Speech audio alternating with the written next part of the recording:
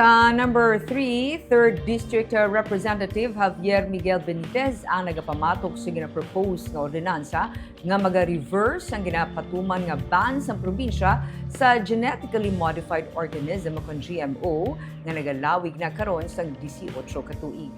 Sa interview sa media kay Benitez sa Domingo, iya ginsiling nga ang pagsiling no sa ordinansa ang pinakamaayong nga tikang hindi lamang para sa mga mangunguma karon kundi pati sa mga masunod nga henerasyon sa Negrosanon. Sa ginpangayuan sa reaksyon ginsiling ni Negros Occidental Governor Javi Lacson ang tagsang may kinamatarong para sa iyang opinyon.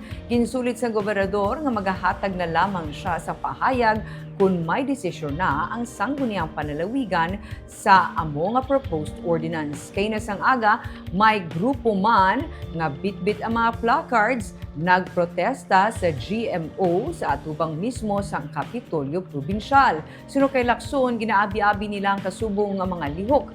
Ang iba nagapaabot na sa kasubong nga protesta basta mag-stick lamang sa issue.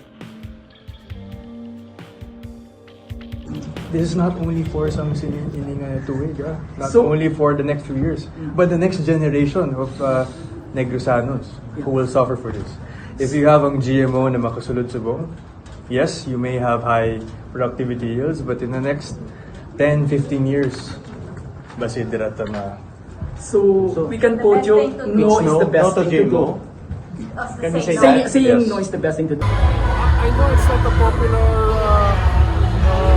move, but and everybody is entitled to their opinion. No?